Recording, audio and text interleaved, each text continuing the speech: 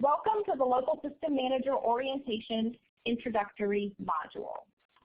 And from the Infant and Toddler Connection of Virginia State Office, welcome to the Infant and Toddler Connection of Virginia team. We're excited to have you working as a local system manager in Virginia's early intervention system. The purpose of this module is to relay the information you need to get started in your job as a local system manager. Information that's important to know right away, and the best resources for even more information. And since this introductory module can't cover everything, we'll talk about the other steps and support available in the orientation process. Early intervention in Virginia and in every other state is governed by federal regulations under Part C of the Individuals with Disabilities Education Act, IDEA. Within those federal regulations, states have some flexibility in how they structure their particular statewide early intervention system. The graphic on the screen shows how Virginia has structured its Part C early intervention system. The governor has designated the Department of Behavioral Health and Developmental Services, DBHDS, as the state lead agency in charge of Part C early intervention. DBHDS then contracts with local lead agencies that oversee Part C early intervention systems in their area of the state. And that's where you fit in. Each local lead agency is required to have a local system manager to coordinate and provide oversight of the local early intervention system. I mentioned that DBHDS contracts with the local lead agency. It's very important for you to carefully review and be familiar with your local contract. If you haven't seen it yet, ask your supervisor for a copy.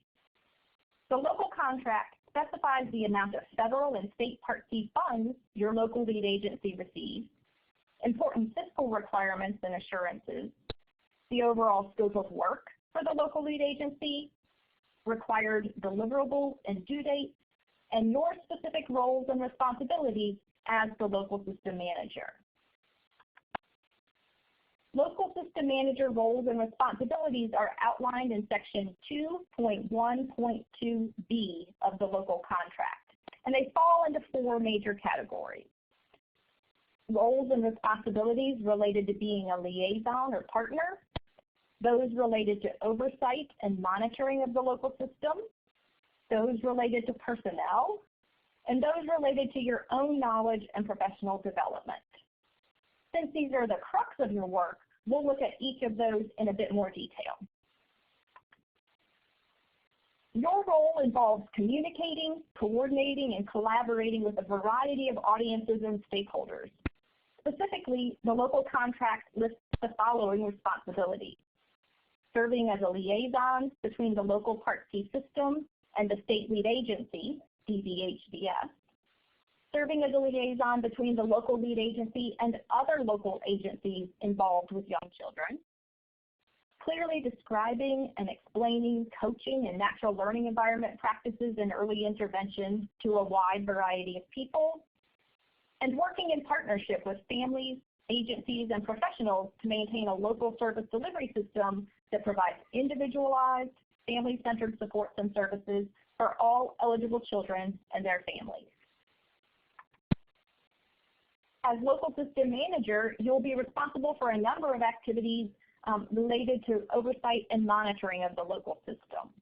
These include providing oversight of local service delivery, including service delivery administered by contract providers, monitoring trends related to supports and services, continuously monitoring projected Part C expenditures and projected revenue based on active IFSPs and available reimbursement sources, ensuring local compliance with federal and state regulatory requirements, facilitating continuous local system improvement through collection, use, and interpretation of data, and assisting the local lead agency in completing local contract requirements. Let's look a little more closely at your role in fiscal monitoring and oversight. Each local system receives an annual allocation of federal and state Part C early intervention funds based on a formula. That formula includes a set base amount plus proportional shares that take into account the overall number of children served in your local system and the number of those children who are covered by Medicaid. Other sources of funding for Part C early intervention include local funds, public insurance like Medicaid and TRICARE, private insurance, and family fees. By law, Part C funds must be used as the payer of last resort, and that means all other funding sources available to pay for a given service must be accessed first. There are several contract deliverables related to fiscal reporting, including submission of an initial budget, mid-year and year-end expenditure report, and an annual federal balance report.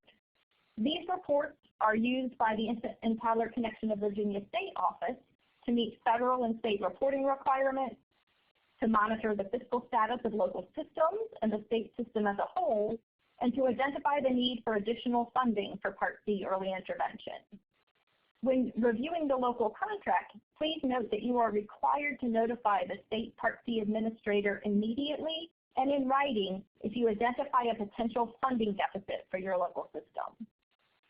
Since there are a number of fiscal responsibilities associated with your job as local system manager, it will be critical to find out who in your agency's fiscal office is responsible for working with you on these issues, and then determine how you will work together to meet the reporting requirements and timelines. The local contract also lists a few responsibilities related to personnel. The local system manager must monitor that all practitioners providing early intervention services have the appropriate and current early intervention certifications, as well as current discipline-specific licensure or certification, and ensure that appropriate employee access to the state early intervention data system is monitored and that access is ended when employees leave. Finally, the local contract identifies what local system managers must do to ensure their own knowledge. Local system managers are required to participate in training and technical assistance provided by the DHCS and complete all of the online early intervention certification modules with at least 80% proficiency. Now that we've reviewed your primary roles and responsibilities as outlined in the local contract, let's look at some of the resources and supports that are available to help as you get oriented in your new job. I mentioned previously that you must complete all of the online certification modules. These will give you a good overview of the early intervention service delivery structure and requirements in Virginia. And since these modules must be completed by all certified early intervention practitioners, completing them yourself will give you a good understanding of the basic information that all practitioners receive before providing services in our state. The Infant and Toddler Connection of Virginia Practice Manual will be your go-to document for all things Part C in Virginia. It covers the who, what, when, and why in detail for each step in the early intervention process. The Local System Manager Handbook is helpful for understanding more about your job responsibilities and the local administrative side of early intervention in Virginia. And you'll want to check out two websites. First, there's infantva.org, which is the Infant and Toddler Connection of Virginia website. You can find both the practice manual and the Local System Manager Handbook there, as well as many other resources. Secondly, there's the Virginia Early Intervention Professional Development, VEIPD website. As the name implies, this website houses our professional development resources. Everything from tools of the trade to videos, the online certification modules you'll need to complete, archived webinars, and written resources. And don't worry, you're not on your own to figure all of this out. You have a technical assistance or TA consultant and a monitoring consultant from the state office who are assigned to you and your local system, and they'll support you through this orientation period and on an ongoing basis beyond that.